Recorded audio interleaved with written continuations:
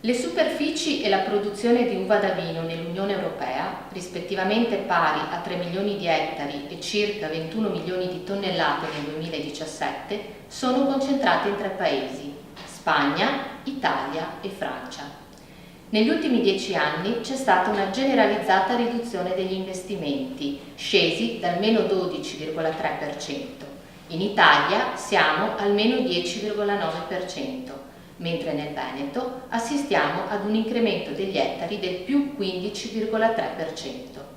Negli ultimi 10 anni in Europa sia le importazioni, pari a 13 miliardi di euro nel 2017, che le esportazioni, 20,9 miliardi di euro, sono in aumento.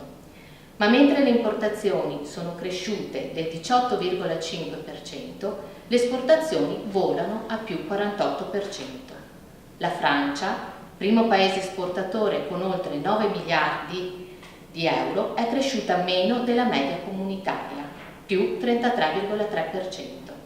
Meglio fanno Italia, più 69,5%, 6 miliardi di euro nel 2017, e Spagna, circa 3 miliardi di euro, più 60,3%. Ottimo il Veneto, al quarto posto nella virtuale classifica dei principali esportatori nell'UE, dietro la Spagna. Per strategie dell'export, la Francia sembra aver liberato quote di mercato, subito occupate da spagnoli e italiani, per puntare sui mercati emergenti extra UE, forse più remunerativi, quali Cina, Australia e Sud-Est asiatico.